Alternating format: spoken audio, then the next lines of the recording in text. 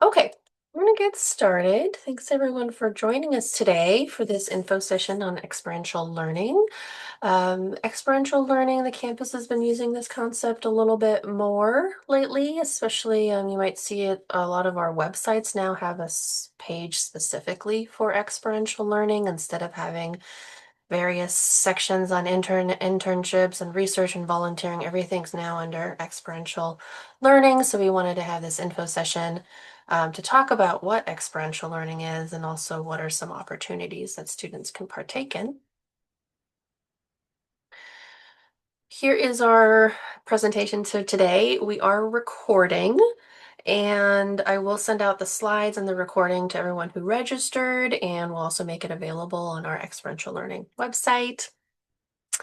So we have a great lineup of speakers today.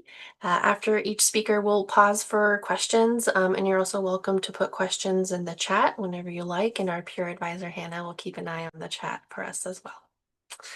So I will turn it over now to our undergrad chair and Professor Amy Archibald. Hi, everybody. First, thanks for folks that are coming in to share. It's really exciting to do this for more folks than just in the class. And thanks, Tina, for all your work on putting this together. Now we'll have it on our website and hopefully it can be a resource for everybody. So Tina pretty much set it up around what is experiential learning. And it consists of all sorts of things where we're really thinking about how we connect what we learn theoretically through our classes to an actual practice space. I like to think a lot about praxis, which is where I think about what I've learned in my classes and then have the ability to practice that in some sort of situation. A lot of us will talk about community engaged research, but then there's also how we learn in community. There's ways in which we go out and get internships. We might do a service learning class.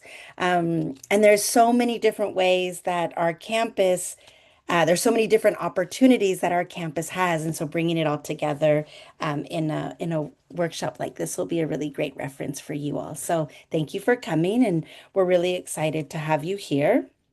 I can go ahead and go to the next slide. So I started to talk about all the ways that experiential learning could be referred to. For example, Steve and myself do a lot of community engaged research and learning. There'll be opportunities for internships, project-based learning. You may do these types of projects in class. I'll talk a little bit about senior seminars where you could take some of the theoretical concepts that you're learning in sociology and then apply them to a real life situation and engage in some sort of research project. In some of the STEM fields, you can think of clinical and laboratory work. Um, a lot of you will often say to me things like, "Oh, I don't have much job experience," but actually, many of you have jobs, and so even thinking about the jobs that you might have, part-time jobs that you might have either on campus or off campus, those are skills that you're building, whether it be customer service skills, critical thinking, conflict resolution. And so we're really trying to think of all of the ways in which you can make sense of things that you're learning on campus, apply them to the real world, and then think about what you would do after you graduate, how you bring all these skills together. So you can see this list as a very comprehensive list of what could be considered experiential learning. Go to the next slide. So why is this important? One, I think for me, a real significant piece of experiential learning is it brings relevancy to what we're doing. In sociology in particular, we're talking so much about our society, things that we're seeing, and we have these theoretical concepts. So, how do we bring those two together? It allows us to go deep into a particular issue. It allows us to connect personally to it at times, right? If we're studying something that's taking place within our own communities, the ability to get out there and engage with it, meet people, talk to people can really bring those theories to life. And then there's a lot of skills as well, right? So the idea of understanding what might take place in a particular job. How do we utilize research skills in the real world, right? So a lot of Professor McKay's work will get to bring the research skills and actually serve a community org, make sure that the research is shared in public facing spaces. And so all of that is really important. Another thing that I like to think about as well is where you experiential learning gives you a chance to really think about what you're learning, but what you hope to do with that learning. So the possibility to practice um, a potential skill in a real life situation, but also to think about what you hope to do with the degree. So many folks in sociology may want to go into social work or education or advocacy. Having an experiential learning opportunity allows you to test that out, try it out. If you're doing youth development work, you can see, oh, do I like working with youth? Do I see myself doing this for more time? In a lot of social work, it's working with communities, doing service, service based, where you're helping find resources for people. If you're doing an internship with an organization like Housing Matters, you can really understand if this is something that you might like to dedicate, perhaps a master's in social work or more time studying that. So it really allows you to think about and plan ahead for what you would hope to do after graduation. The other thing that for me is really important, I think, in getting out of the classroom is the ability to build relationships. Some will say networking, right? And internships provide networking, they provide opportunities. But I also just think of that networking as relationship building. That if I have an internship or if I have a class that connects with a community partner, I get to meet folks that are already doing the job. I get to build relationships with them. I get to learn about the work that they're doing.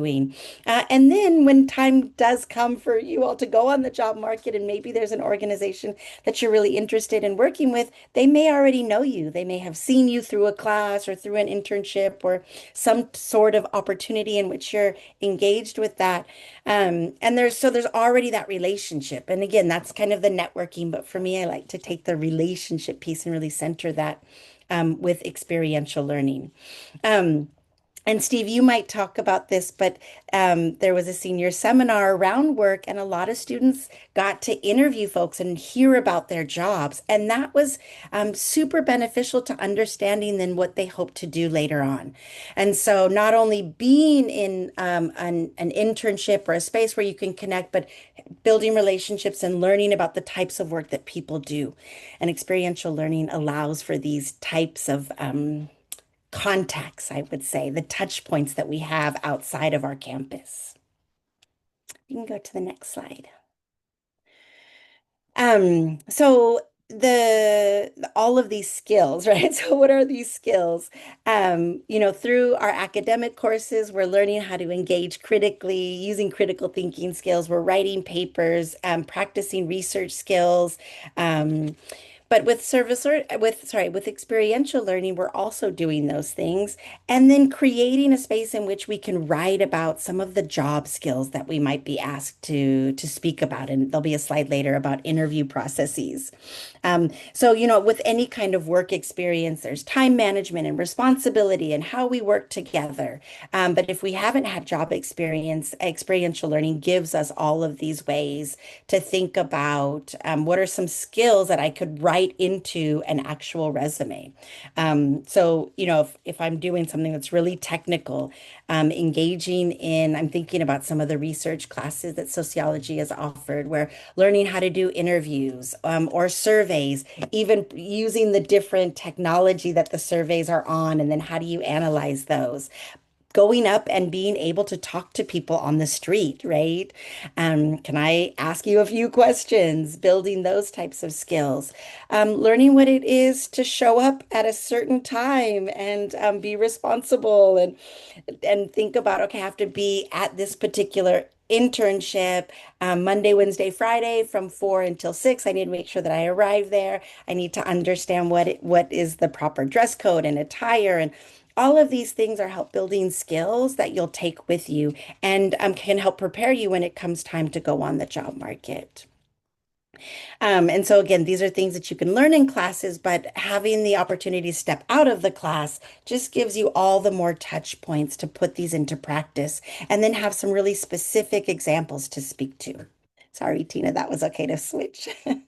So Tina did all this amazing research looking at the impact of experiential learning. And you can see here, if you look under the second one, right, thinking about how do you demonstrate your skills in interviews and participating in experiential learning and or work during college, it's a really powerful way. It gives you so much to talk about, right? Because you can speak to a very specific situation even when you're writing cover letters and thinking about this type of job, you want to talk about your studies and your academic preparation, but then they'll often ask, tell us a time where you put, this to use or how you were able to apply this particular skill. And they really want to see practical examples. And so if you can say, oh, I was able to work with a labor union for 8 weeks over the summer and, learn not only about organizing, right, but what it meant to work in that situation, learning about different perhaps labor laws or labor struggles, right? There's really specific things that you can speak to in that interview, and where you can also story tell. So sometimes what you've done yourself really gives you the ability to story tell about things that you've done. And experiential learning, what we see is that it gives us all a story to tell. Okay, we can go to the next one. Um, the other thing I like is the practice piece. So, I talked about the ability to think about, oh, if I want to go into education, I need to work with youth. And before you go and get a credential or step into that situation, it would be really good to know if youth is something that you're ready to dedicate, 2 years of a credential program in. So there's some programs I think we'll learn about the CARE program and ways to do youth development work or do youth programming or after school programming. And then you have the ability to work with youth and not only youth in general, but is there a specific age group? Are you really good with youngsters or high school students? And maybe you realize you prefer to work with adults. All of those experiential learning opportunities can help you narrow down the types of things that not only you want to do, but you also might be really particularly skilled at doing. And so, again, having any sort of practice really helps with you thinking about what comes next after your degree. And so you can see some of the statistics here that if you've done experiential learning, you are, in a career, possibly something that you've already tried on and know that you want to do this, a little bit more satisfied. You may be progressing a little bit more because you've had some of these opportunities already.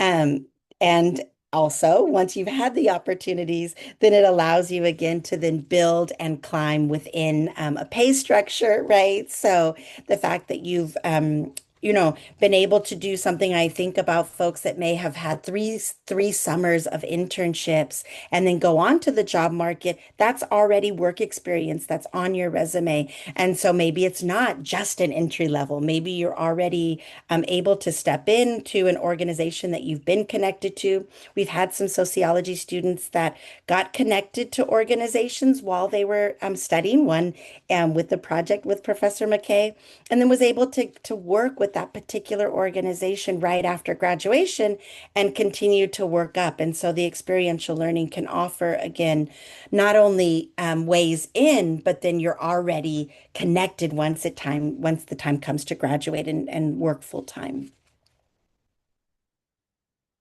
So, what are some of the opportunities?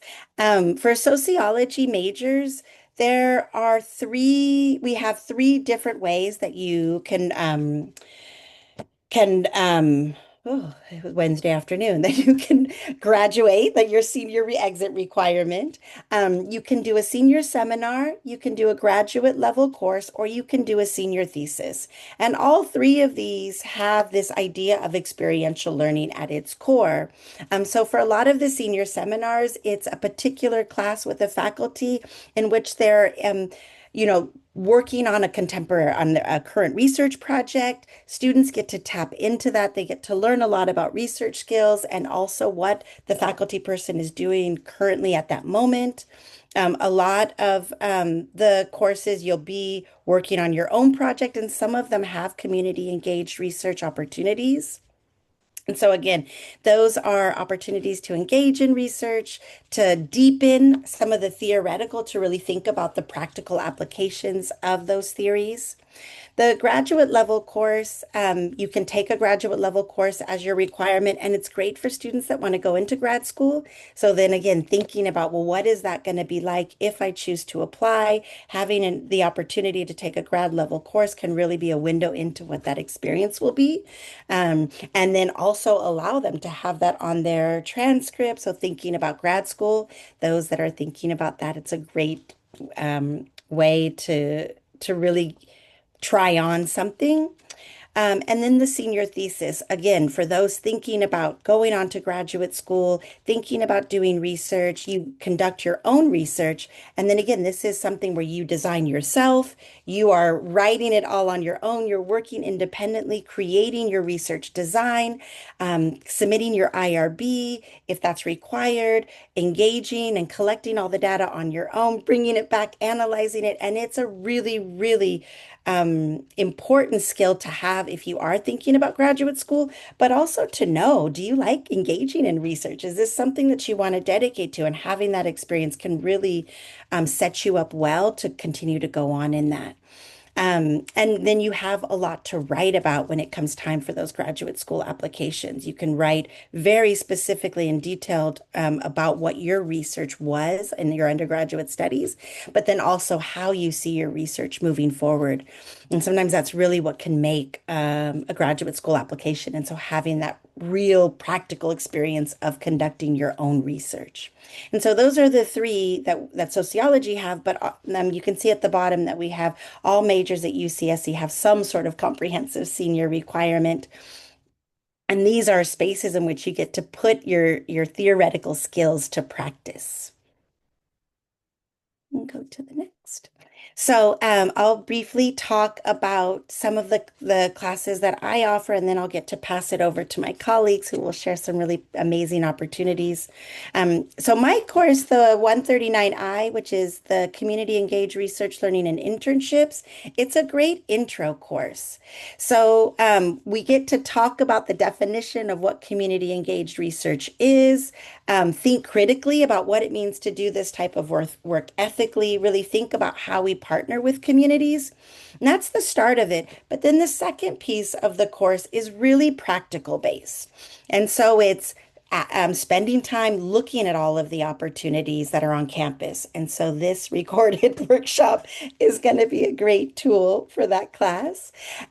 Students go out and do a scavenger hunt trying to find different resources on campus as they're looking for internships or different types, different ways to engage. Um, Students spend some time brainstorming, really thinking about, we do what's called a positionality statement, but the positionality statement in regards to really thinking about what they hope to do with their sociology degree after graduation. And then how can they think about what's a timeline? How do they prepare for what they would like to do? And then at the end of the course, you write a cover letter and a resume.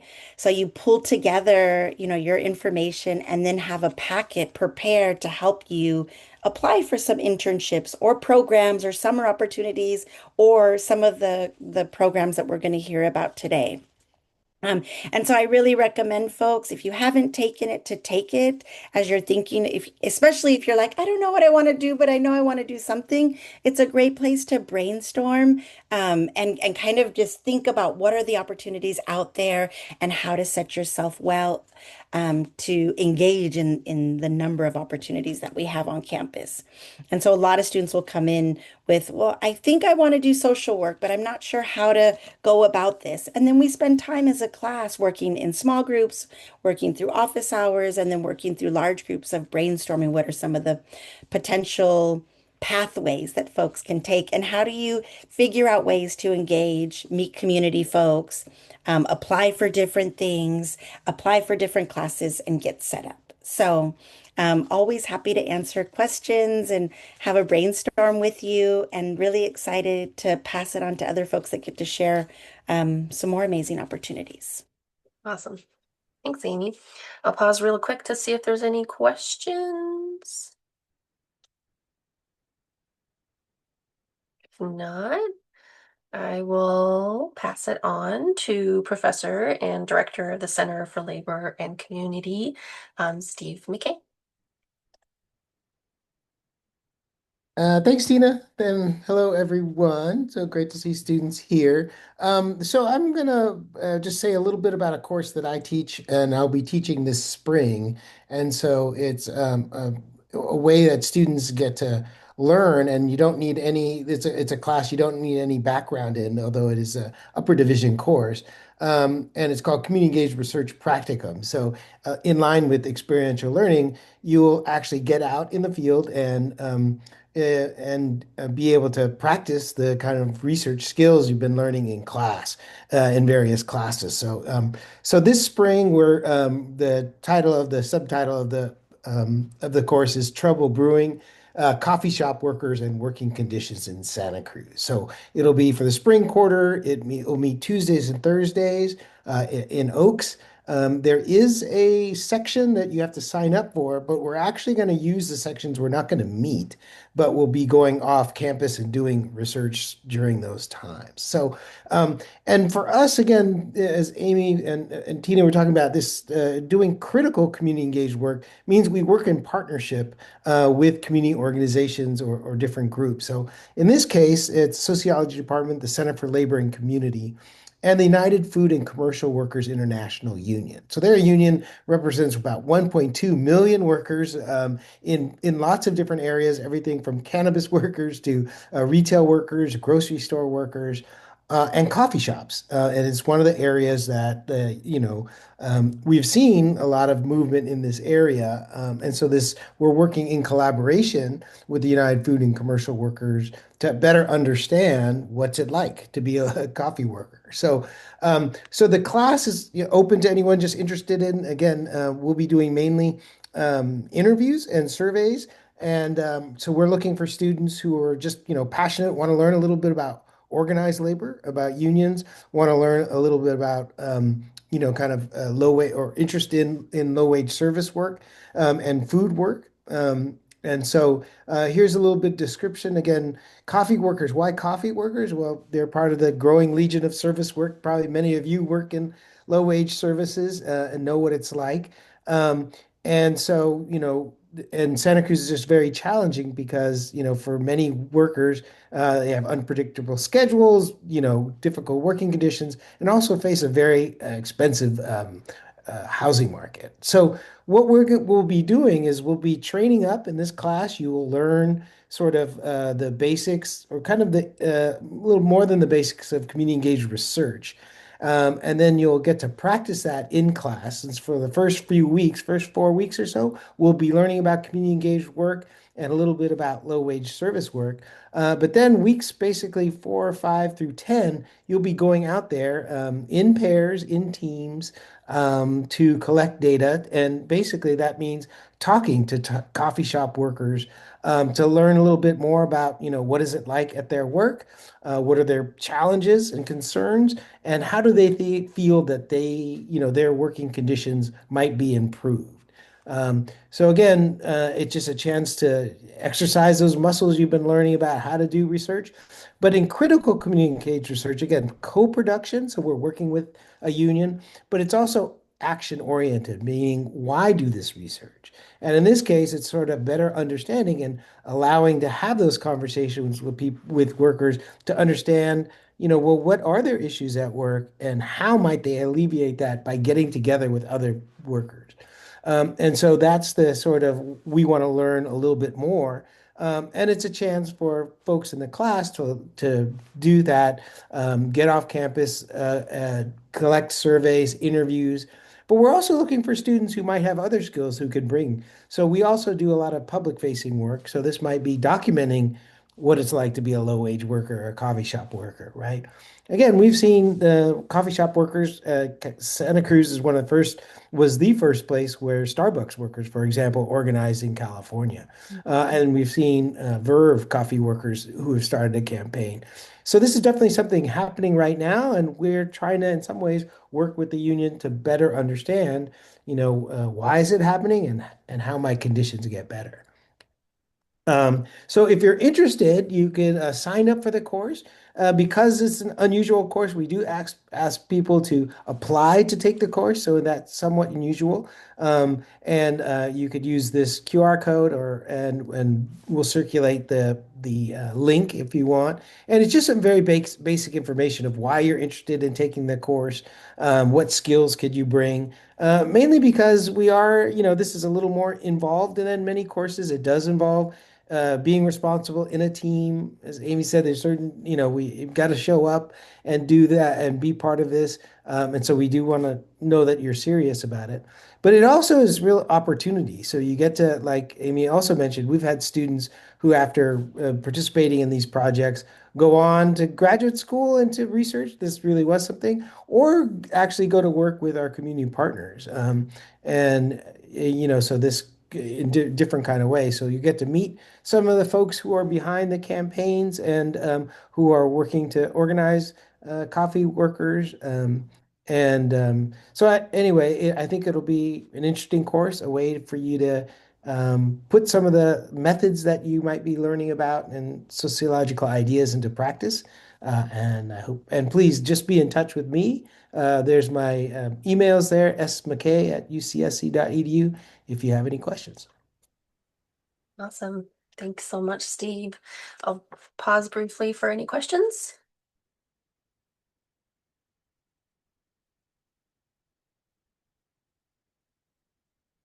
Okay. Next up, I want to introduce the program director for the Center for Labor and Communities, Sarah Mason. Hi, everyone. How's everyone doing? Thanks so much for having me and for organizing this, Tina. My name is Sarah Mason. I'm the program director up at the Labor Center. I work closely with Steve. And yeah, I mean, the power of labor is something that people who are concerned with social justice are increasingly thinking about. I just had a conversation this morning with an undergraduate student who asked me, are unions only vehicles for winning better wages and benefits for their members, or can they be a force for transforming society as a whole? And I said, it depends. But the labor movement that we want to build here at the center is one that is trying to change the world. So that's why I wanted to start this very quick presentation with this slide from the general strike that just happened recently in Minneapolis, where organized labor alongside community groups, faith organizations organized a one-day work stoppage across the city. Okay, go ahead to the next slide, please. Um, okay, so if this is interesting to you, if you watched what was happening in Minneapolis and you thought, wow, this is powerful, this actually has the ability to really shift things and change things, you might be interested in this opportunity that I am going to tell you about, which is Labor Summer. It is a paid internship opportunity, 8 week, 8 weeks in the summer. It pairs undergraduate and graduate students with labor unions and labor adjacent community organizations across Santa Cruz and Monterey counties. Um, as part of the internship, you will receive on the ground organizing and advocacy training. For example, you might learn how to identify an issue in the workplace, how to build a campaign around how to address it. You might learn how to set up and run a picket line or how to organize a meeting. You'll see that this internship offers $7,000 as a stipend. You get that up front. The program runs from June 15th of 2026 to August 7th of 2026. It is a 40-hour a week commitment. Those hours will vary depending on your host site, but it's typically Monday through Friday, 9 to 5. Next slide. So as I said, you learn a lot of different things as part of this internship. Um, I can give you a few examples of things that interns have done in the past. So we had two interns who worked with the United Farm Workers, and they did some work organizing around winning state heat protections um, For agricultural workers, we also had interns that worked with Unite Here Local 19. They represent a lot of hotel and hospitality workers. They helped to organize a strike at a casino outside of Yosemite. So learning those skills of how to set up and run a picket line was something that they absolutely took away from that internship. Um, you'll have the opportunity to work on all kinds of campaigns, but as part of the program, we partner with host sites that have something in mind, a project in mind that you will be working on. So you'll actually, have the experience of building something meaningful over the summer. Next slide. Okay, so eligibility for the program, you have to be a current student. You can be a community college student, you can be a CSU student. You just need to be a student in higher education to be eligible for this program. So if you know someone who's at a community college or CSU, feel free to send them along the application to this.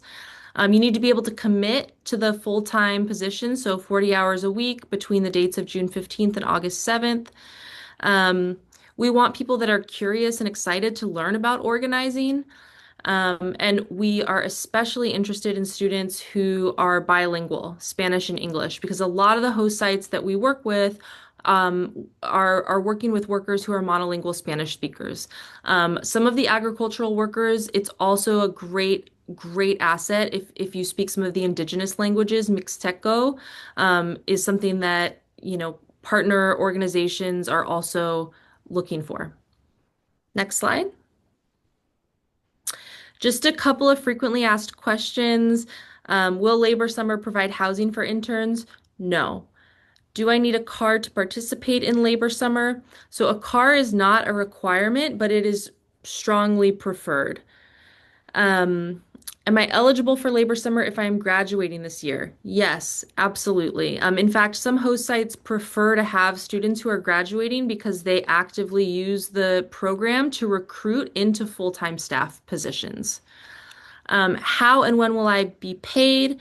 Interns get paid in a lump sum stipend at the beginning of the internship. So that first week that we're in orientation together, you should have received your $7,000 stipend. Does Labor Summer provide money for gas and mileage? No. Okay, next slide.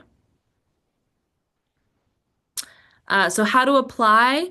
Applications are due at the end of this month. So put it in your calendar now. Time really does fly. I can't even believe we're in the second week of February. Applications will close February 28th. I always get people who email me after and say, please, please, please, I meant to submit my application. Will you still take me? Um, Remember to get your application in by that date. Please do not use AI to write your application. We're really interested in here, like the questions that we're asking are about you and your experience. Um, and so use your original voice. Um, and there should be at the bottom of that flyer there a QR code that you can scan if you would like to apply. Otherwise, Tina has the application link and can possibly send it out after this info session has concluded. But that's it for me. Labor Summer, please apply, and we look forward to reading your application. Awesome. Thanks, Sarah. I'll pause briefly for any questions.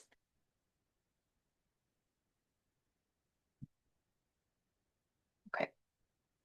Well, next up, let me get our slide up.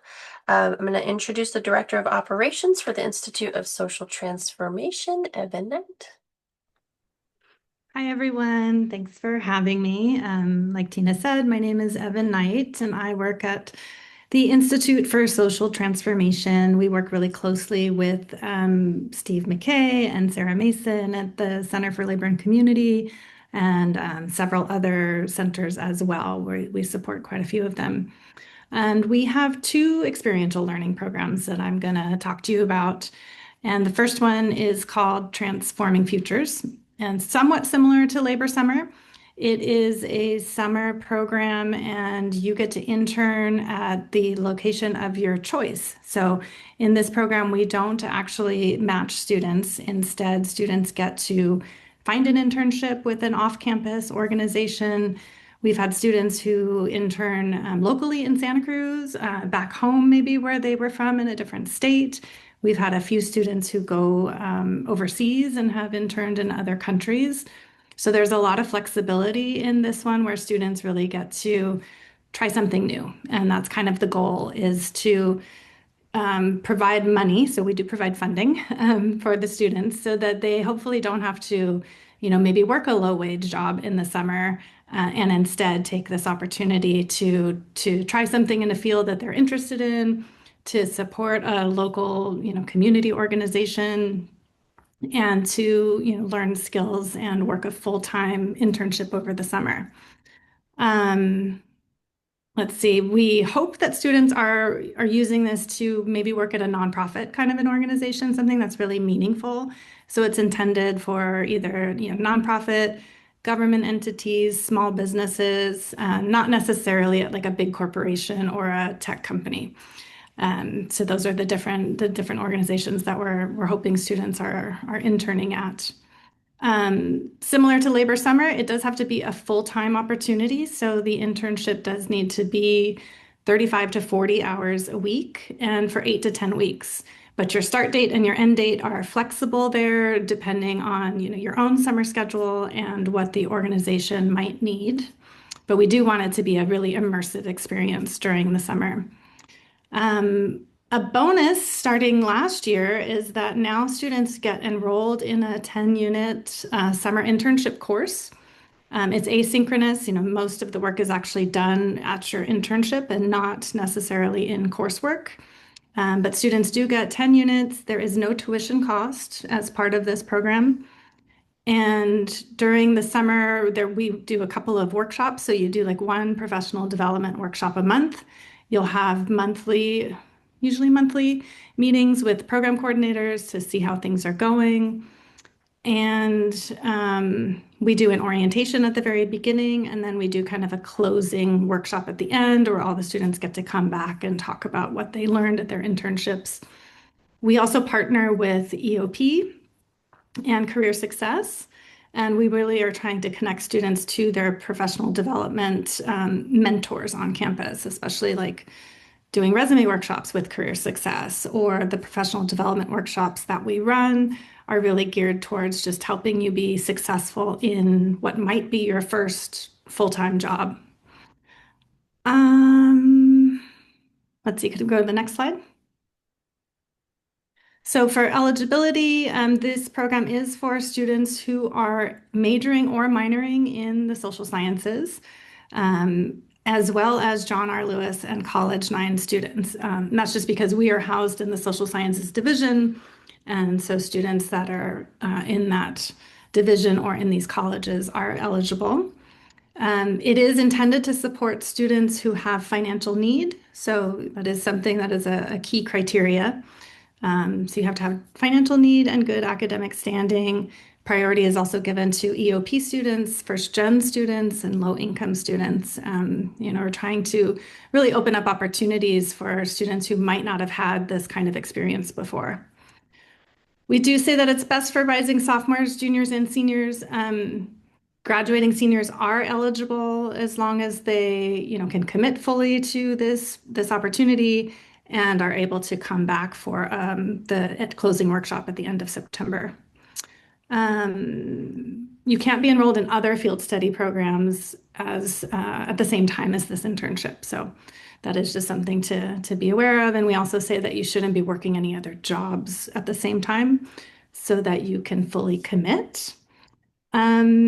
Like I said, we don't match students with internships, but we do have a bunch of resources, and we have several community partners who we have reached out to let us know if they have internship opportunities. And so we have posted, I think, over 30 different opportunities that our community partners are looking for. So there are, I don't know what we're at now, but they're all listed in Handshake. And so you can go to Handshake and you can look up in UCSC collections under the Transforming Futures Scholarship a plethora of different internships that students can apply for. You would still have to apply to the program and be selected for the program. Um, you can't apply just to the internship. So there are two applications that you would have to do. You can also reach out to any of organizations that you are interested in. You could work with your professors. I know like Amy and Steve have been really great at connecting students with other opportunities. Like I said, some students have wanted to go back to their hometown and live at home for the summer and support an organization in their community. Some other opportunities to find internships are LinkedIn, working with career success and career coaches, talking to your department advisors or other internship coordinators, either in your departments or faculty mentors. And you can always reach out to us at the Institute. We do have 2 info sessions coming up, so you can learn more about these programs. We've got one on February 18th and one on March 10th. They're both from 12 to 1. I have the sign up link here, but you'll have to get the slides for that or the previous QR code. And you can always reach out to me with questions about the program as well. So Transforming Futures is really focused on that sort of career advancement opportunity. And then the next program, if we flip over, that we offer is called Building Belonging. And Building Belonging is more focused on connecting students with research opportunities. Also, sorry, I forgot to mention in Transforming Futures, I skipped over it a little bit, but you do get an $8,000 or up to $8,000 in funding for the summer. So it comes as a scholarship and it is based on financial need, but that's the amount that you would be getting, and it's intended to cover your summer expenses. Okay, so for Building Belonging, this is for research opportunities. There is also a funding component. So we do give students up to $1,500 in scholarships per quarter. They might be on a project for 1 quarter, they could be on a project for 3 quarters. So it just depends. In this program, it's actually the faculty members who apply, and they apply with a research project. And they tell us how many students they're looking for to participate in their project. So students don't apply to this one directly, but they can talk to their faculty or faculty members that they're interested in. And faculty can mentor up to 4 students, undergraduate students per academic year. So that looks different for different projects. Sometimes it's 1 student for 4 quarters. Sometimes it's 4 students for 1 quarter. Sometimes it's 2 students for 2 quarters. So there's a lot of variety there in what the project needs. Students get about $1,500 as a scholarship.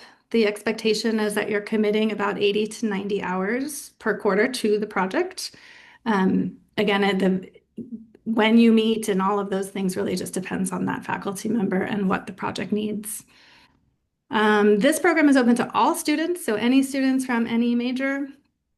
Again, we are still trying to provide these opportunities to students who might not have had this kind of research. So we suggest that students are either EOP, first generation, or come from other historically marginalized backgrounds. And this one doesn't have the same kind of application cycle. I also forgot to mention that for Transforming Futures, applications for that program are due May 1st, so you have quite a bit of time. For Building Belonging, since faculty apply to this program, they typically apply in the fall, and they let us know what they need kind of throughout the year. And then we do the awards based on what they've asked for. But faculty typically are applying in September and then looking for students around that time. And there's a QR code there for more information. Again, you can reach out to me if you have any questions.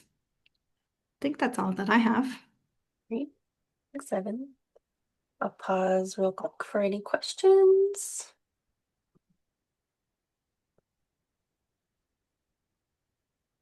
Okay. I now want to introduce our Global Learning Advisor, Fabian Miramontes Villalpando, and I'll go ahead and get to our slide. Hi everyone, my name is Fabian. I'm the UCDC Peer Advisor this year for Global Learning. And yeah, today I'm going to talk to you guys about UCDC. So UCDC is a program that's open to all students from all majors, where students can intern in the nation's capital while enrolled as a full-time UCSC student. Typically, students are going to work between 24 to 32 hours a week internships that align with their interests, which is really cool because the students get to pick the interest before they or the internship they want to do before they go to the program. So that doesn't mean that includes like government agencies, Capitol Hill offices, nonprofits, media outlets, or advocacy organizations. When I was in the program, I personally worked for a labor union, and it was really cool because I got to choose that program and it aligned with what I want to do later on in life. So internships are selected by students with guidance from UCDC staff. So there is a full team that's dedicated to helping you find this internship, which is also really helpful. I know, like, again, I personally benefited from that team. They were super helpful. And the staff are also able to give like real world exposure to like work in these careers, which is really cool. So on top of that, students do take coursework and a weekly research seminar that ties into their internship experience. So many students may also choose an elective while in DC, and the elective allows students to earn from 12 to 17 units for the quarter, which means you're a full-time student. And while you can choose or a seminar that does tie into what you're interning for, you also have the flexibility to choose something that's like outside of your outside of your internship experience and allow you to focus on something that you're personally interested in. I know when I got there, I chose the polarization class for presidential power. There was also many classes about like culture and museums that I thought were also very interesting that I just chose to not take though. But that being said, yeah, you have a lot of flexibility in the class you get to take, which is really interesting to me. So UCDC is open to juniors and seniors who have a strong academic record, and applications are competitive. But if you do come and check in with us, like, we're here to help make sure you get into these programs. On top of that, students must have a 3.0 GPA or higher, provide a strong statement of purpose, provide a strong letter of recommendation that comes from a UCSC faculty member. If you're a transfer student, you must complete at least one term at UC Santa Cruz before applying. And you need to have completed, and this for all students, you need to have completed at least two upper division courses in their major before you apply to the program. But if you do apply, you only complete like one, there's a possibility to get accepted conditionally as long as you complete the second one before you leave for the program. So yeah, as on top of that, though, living in Washington, D.C. as part of the program does offer you like a really cool chance to be professionally developed between networking and deepening your understanding of like national issues.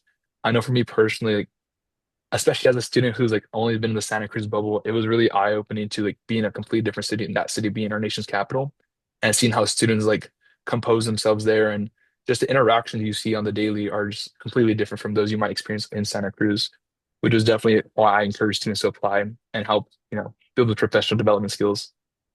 And on top of that, the program does provide housing. It is mandatory that students do live in the housing, so you can't find an apartment outside of it. But the apartments are fully furnished with beds, couches, uh, kitchen appliances anything you could think of. The building also does have a gym as well as a student, like kind of like a 7-Eleven inside the building, which is really cool. And the classes you take are also in the building. So everything you would need is going to be located within the building, which is really convenient for students who are working at internship and don't really want to go walk to a classroom. But yeah, any questions about the program?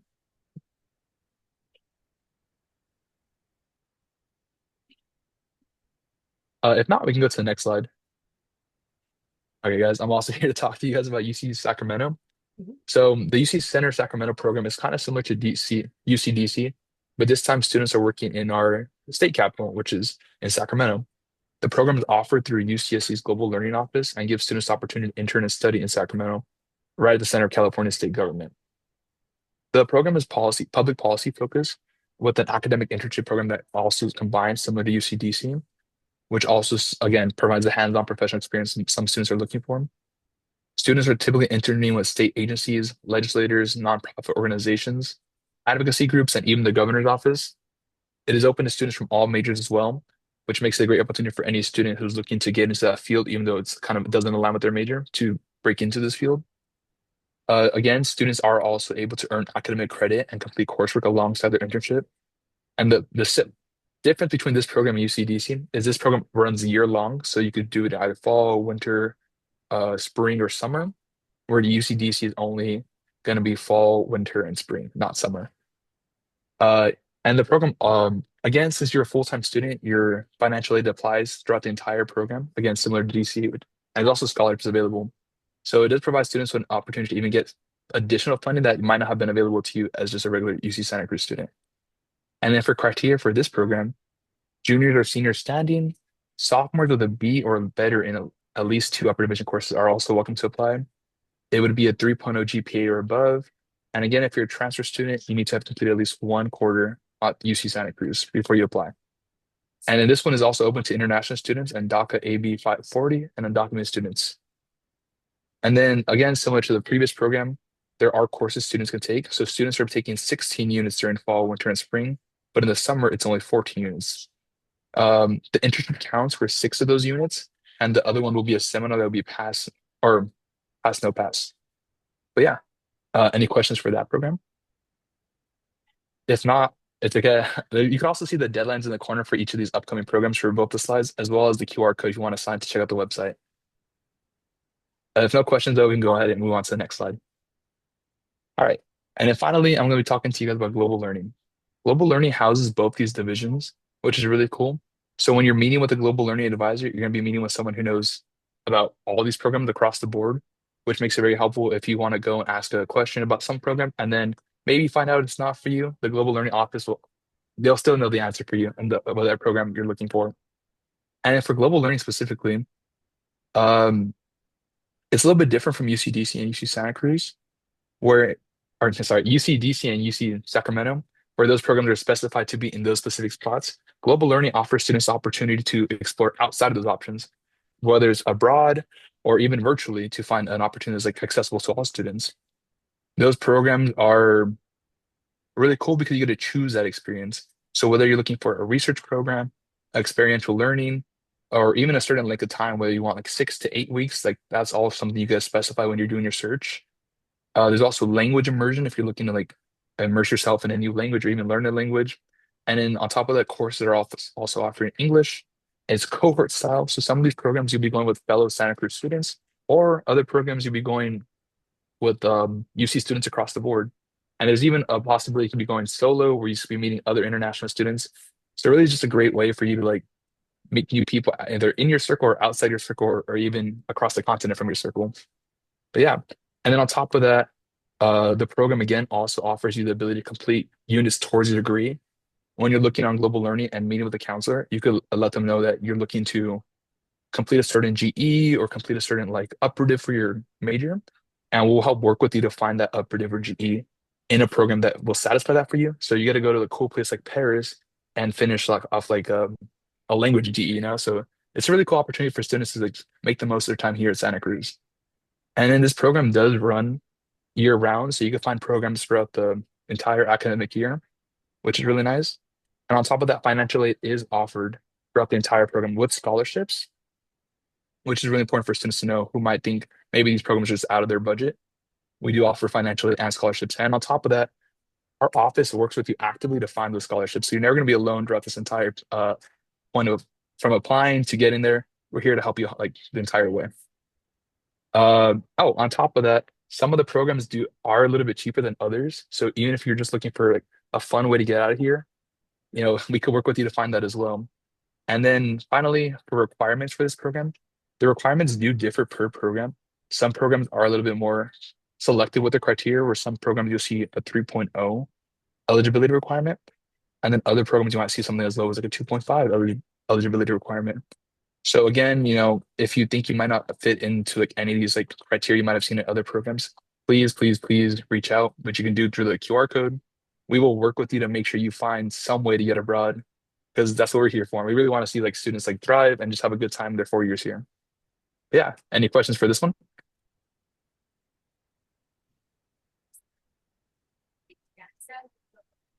If not, all good. Awesome. Thank you guys. Yeah, thank you. Okay, I'm going to pass it next to our CARA program representative, Fatima Raja. Hi everyone.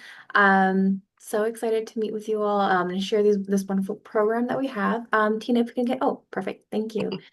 So what does CARA stand for? It stands for Community-Based Action, Research, and Advocacy. And that's exactly the type of experience that we want to provide you all and kind of support you all to gain.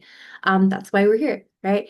And so it's to fulfill also the Oaks College mission, which is to promote positive social and political change. And so what we do is try to provide students with a variety of courses and opportunities to engage with the local communities, and especially with social justice issues that matter to you all. So through experiential learning classes, we have fields such as we've had in education, we've had it in health fields, we also currently have it in the legal aid field, and we also work on assisting organizations with outreach, community development, working throughout all of our courses, building websites, a lot of different options. So our courses work to really build applicable skills for you all to use when you want to graduate or when you do graduate, right? Put those on your resume. But also build relationships that Amy kind of talked about earlier on, right? Like the importance of building relationships not only off campus, but on campus within your communities and everybody. And you learn to build communication skills, research skills, critical thinking skills, which is so important. And you build that sense of community and belonging. And some of the examples of courses, you can see a list of them right there. But some of the examples of courses where we provide opportunities for experiential learning, which, by the way, can be taken for repeat credit. Um, are including the Puentes de Legal Studies courses, which, if you can see, it's Oaks 188A and B, that series, where not only are you going to be getting practical knowledge and an overview of the legal professional ethics and the practice of law, but you're actually going to be getting hands-on learning opportunities to work on projects with local community organizations that are actually providing professional legal aid support and advocating for, increased access to knowing your rights materials and other legal information, which especially in this current time frame is so important. Um, and so we offer those courses. I highly encourage you all to kind of reach out to us if you're interested in learning more about that. We also offer a course which is actually going to be offered in the spring, which is Oaks 189. Sorry, back Nope, one more nope, I for got too just a second. excited. I got too excited. Okay. No, thank you. I appreciate it. Which is the Oaks 189 course, and that is building websites for social justice. And this course, not only are you going to be learning how to build websites, but you're going to be connected with a social justice organization, and you're going to learn to build interactive, user-centered websites that serve their needs and help them to kind of better serve their community as well. And we have a certificate program. So when you take our courses, if you get a minimum of 14 units, which by the way, you can repeat a number of these courses and they will count towards that certificate. You get a certificate, you put that on your resume, you're gonna, we're gonna recognize you and have a little ceremony for you all at the end of the year to support and honor your commitment to community engagement and social change and research. And again, you just need 14 units. But I do also want to introduce our newest course offering, which Tina, if you can get to the next slide, which is for the spring, which is on the early Black histories of California. And specifically, this is going to be focusing on Central Coast and Santa Cruz County.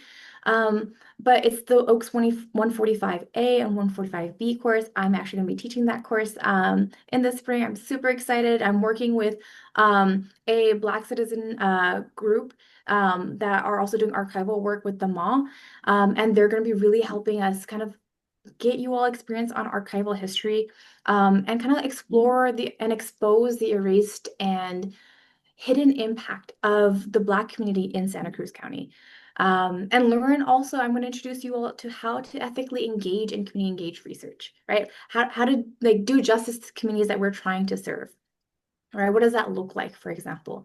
And students are going to be learning what community-driven and centered research for social justice looks like. And you'll receive these hands-on training by these archivists at the MA, these community partners who are local, and conducting this archival research. And you will be part of revealing those hidden histories and those erased histories of the Black community in Santa Cruz County. And you'll contribute to a database that will then stay and be like part of an established part of the MA via the London Nelson Legacy Initiative. So I know there's a lot of text there. So hopefully when you get a chance to look at the slides later on, you'll be able to look more into detail for this. And our courses are, they are open for everyone. So we do give priorities to Oaks College students, but they're open for everyone. So if you are interested in this, I think I did put my email in there, or maybe I put the Oaks Cara email somewhere in there.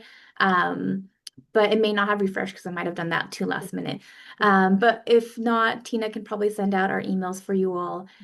But yeah, if you're interested, send us an email, reach out to us. We'd love to have you be part of our little Oaxcara community. And thank you so much, Tina, for this opportunity. Absolutely. Thank you. Okay. Any questions? Okay. I do want to note, well, thank you for all our speakers. That was wonderful. We do have, when you get these slides later, we have a lot of additional resources for experiential learning opportunities throughout the campus. So I'm not going to go through all this, but I just want to point out there's a bunch here to review. There's links, there's specific kind of timing. So that's all going to be sent out to you all a little bit later. And we're gonna, there's so many, but we're gonna wrap it up for any questions.